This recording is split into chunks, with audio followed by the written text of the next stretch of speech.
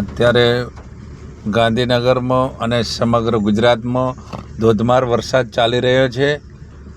તમામ વાહન ચાલક ભાઈઓને વિનંતી કે પોતે વાહન જોઈને ચલાવવું, પાણીમાં વાહન ગરકાવ ન થાય તેનું ખાસ ધ્યાન રાખવું. અને અત્યારે રસ્તા પર પાકા રસ્તામાં પણ ગટર લાઈન ખુલ્લી હોય તો પાણીમાં વાહન ઉતારવું નહીં. વાહન પોતાની રીતે સાવચેતીથી ચલાવવું અને બને ત્યાં સુધી કામ વગર વરસાદમાં વાહન લઈ નીકળવું નહીં. અત્યારે કયા ટાઈમે ફૂલ વરસાદ કઈ જગ્યા પડે એ કોઈ નિશ્ચિત હોતું નથી અને વાહન ખાસ કરીને આપણે ધ્યાનથી ચલાવવાનું રહેશે. રાત્રિના સમયે પણ નીકળતા નહીં. આંખો અને લાઇટો પોતાની રીતે વાહન કોઈ ચલાવતા નથી, આડેધડ ચલાવે છે, ટ્રાફિકની સમસ્યા પણ ઊભી કરતા હોય છે. ચાર રસ્તા ઉપર ખાસ ખાડાનું ધ્યાન રાખવું અને આ જે તે જગ્યાએ પોતે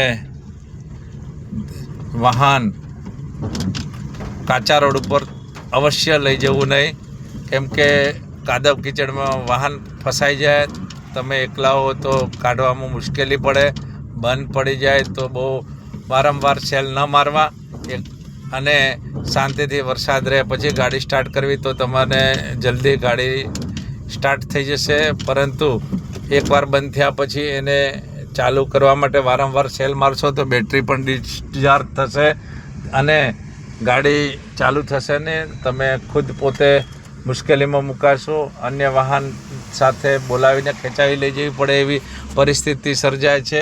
માટે તમે ખાસ ધ્યાન રાખવું.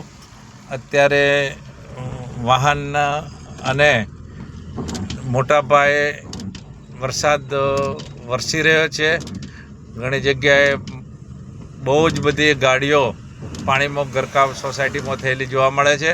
તો ટેકરીવાળી જગ્યા હોય જો તમારા ઘર પાસે કે થોડા દૂર તો એ જગ્યાએ મૂકી દેવી, પરંતુ ઝાડ નીચે ન મૂકવી. ઝાડ પણ પડવાનો સંભવ રહે છે અને સલામત સ્થળે મૂકવી ગાડી, જેથી કરીને કોઈ આપણે વાહનનું નુકસાન થાય નહીં.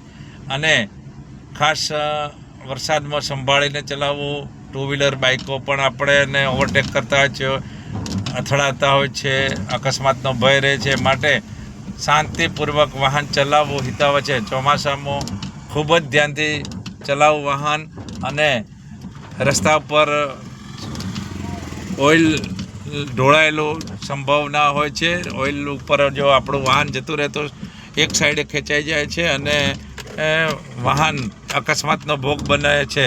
માટે ખાસ ધ્યાન રાખવું, એટલે કોઈ તકલીફ પડવી ના જોઈએ. અને વરસાદના સમયે ક્યાં બહાર નીકળવું નહીં. આ સાવચેતી રાખશો તો લગભગ વાહન પ્રોબ્લેમનો અને આપણને કંઈ નુકસાનનો ભય સતાવશે નહીં.